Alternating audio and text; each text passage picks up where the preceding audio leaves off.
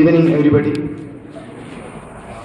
ബഹുമാനാദരവുകൾ നിറഞ്ഞ director sir, മറ്റു faculties, എൻ്റെ മുമ്പിലിരിക്കുന്ന പ്രിയപ്പെട്ട വിദ്യാർത്ഥിനികളെ, മഹാബലിയുടെ സുഹൃത സ്മരണകൾ അയറവിക്കൊണ്ട് ഒരു ഓണക്കാലം കൂടി നമ്മുടെ മുമ്പിലേക്ക് കടന്നു വരുന്ന ഈ അസുലഭ മുഹൂർത്തത്തിൽ SMBS ഈ വർഷത്തെ ഓണാഘോഷ പരിപാടികൾ വിപുലമായിട്ടല്ലെങ്കിലും ചെറിയ രീതിയിൽ നടത്തുകയാണ്. എല്ലാവരും നിറഞ്ഞ വയറോടെയും മനസ്സോടെയുമാണ് ഇവിടെ സന്നിധരായിട്ടുള്ളത് എന്ന് അനുമാനിക്കുന്നു.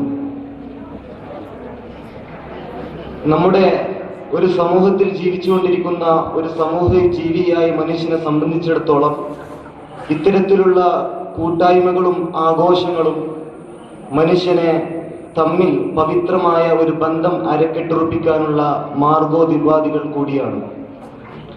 പരസ്പരം കാലുഷ്യത്തിലേക്കും അക്രമത്തിലേക്കും വർഗീയതയിലേക്കും വഴുകി മാറുന്ന ഈ ആധുനിക സാഹചര്യത്തിന് മുമ്പിൽ ആഗോളവൽക്കരണത്തിന്റെ കുത്തിയൊലിക്കിൽ എല്ലാ മൂല്യങ്ങളും സനാതന ധർമ്മങ്ങളും ഒഴുക്കിൽപ്പെട്ടുകൊണ്ട് തീരത്ത് നിന്ന് അപ്രദൃശ്യമായിക്കൊണ്ടിരിക്കുന്ന ഈ സമയത്ത് ചില തുരുത്തുകളെങ്കിലും നമ്മുടെ സമൂഹത്തിൽ അവശേഷിക്കേണ്ടത് വളരെ ആവശ്യമാണ്. സ്നേഹത്തിന്റെയും നന്മകളുടെയും തുരുത്തുകളെ വിഭാവനം ചെയ്യുവാനാണ് ഇത്തരം പരിപാടികളെ ഒരു സമൂഹ ജീവിയായ മനുഷ്യൻ ഓരോ വർഷവും ദിവസവും അനുഷ്ഠിച്ചുകൊണ്ടിരിക്കുന്നത്. മനുഷ്യനുമായി ബന്ധപ്പെട്ട ഏതൊരു ആഘോഷത്തിന്റെയും അടിസ്ഥാന ലക്ഷ്യമെന്ന് പറയുന്നത് അത് സംസ്കാരത്തിന്റെ രൂപീകരണവും സംസ്കാരത്തിന്റെ നവീകരണവും സംസ്കാരത്തിന്റെ ഉന്നമനവുമാണ്.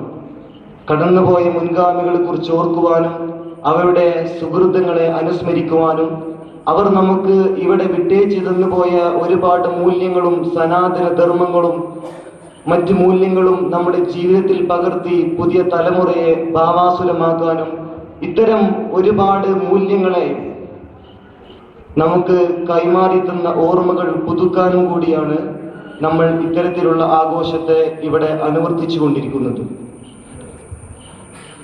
കടന്നുപോയ മുൻഗാമികളും അവർ നൽകിയ സംഭാവനകളും നമ്മൾ വിസ്മരിക്കുന്നത് പുതിയ തലമുറക്ക് ദുരന്തങ്ങളിലേക്കുള്ള കാലത്തിലേക്കുള്ള ഒരു ചുവടുവെപ്പായി മാറും എന്നുള്ളത് ഈ കാലഘട്ടം തെളിയിച്ചുകൊണ്ടിരിക്കുന്നതാണ്.